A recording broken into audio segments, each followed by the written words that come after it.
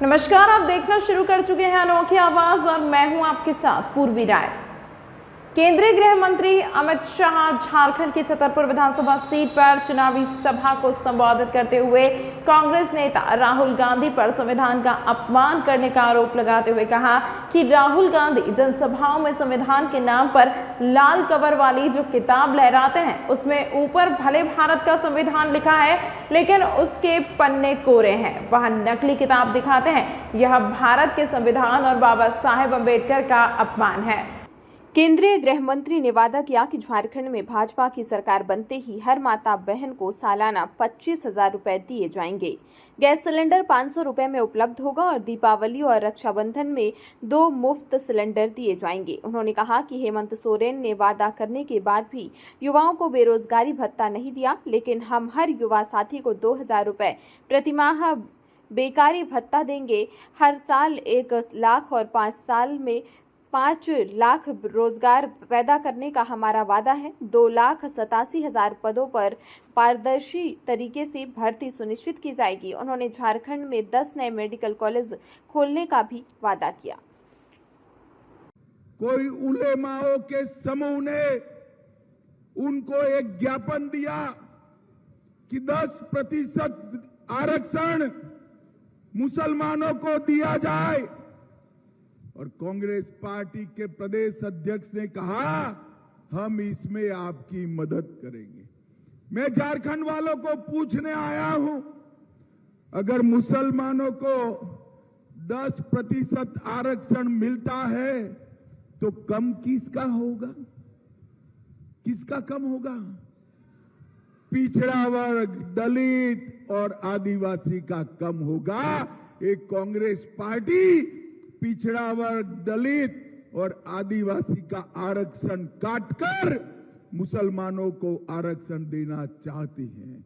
मैं यहां से राहुल गांधी को चेताना चाहता हूं, आपके मन में जो भी षड्यंत्र हो, राहुल बाबा, जब तक भारतीय जनता पार्टी है इस देश में माइनॉरिटी को आरक्षण नहीं मिलेगा, नहीं मिलेगा, नहीं मिलेगा।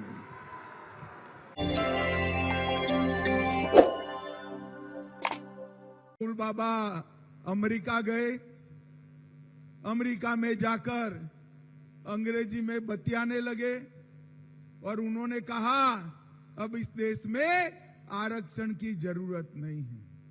मुझे बताओ भाई, पिछड़ों का, दलितों का और आदिवासियों का आरक्षण बचना चाहिए या नहीं बचना चाहिए? जोर से बोलो, बचना चाहिए या नहीं बचना चाहिए? 10% सवर्णों को, गरीब सवर्णों को आरक्षण दिया है, वो बचना चाहिए या नहीं बचना चाहिए?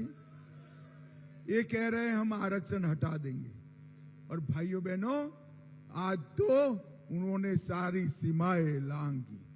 आज महाराष्ट्र में उलेमाए हिंद वालों ने उनको एक ज्ञापन दिया जिसमें कहा कि इस देश के माइनॉरिटी को, मुसलमानों को 10% आरक्षण दीजिए। हमारा संविधान धर्म के आधार पर आरक्षण को परमिशन नहीं देता है, मगर ये कांग्रेस पार्टी, ये जेएम वाले अपनी वोट बैंक के लिए 10% आरक्षण वो मुसलमानों को देना चाहते हैं। मैं आपको पूछता हूं, सुप्रीम कोर्ट ने 50% की मर्यादा बांधी, ये कहां से लाएंगे 10%? किसी का तो कम करना पड़ेगा या नहीं करना पड़ेगा? एसटी, एससी और ओबीसी, दलितों का, पिछड़ों का, आदिवासियों का आरक्षण खत्म कर एक कांग्रेस पार्टी मुसलमानों को देना चाहती है। चिंता हो रही है ना? हो रही है ना? मगर मत करिए, मैं बताता हूं, जब तक भारतीय जनता पार्टी की सरकार है, नरेंद्र मोदी जी है, राहुल गांधी, हम पिछड़ों के आरक्षण को हाथ नहीं लगाने देंगे, नहीं लगाने देंगे।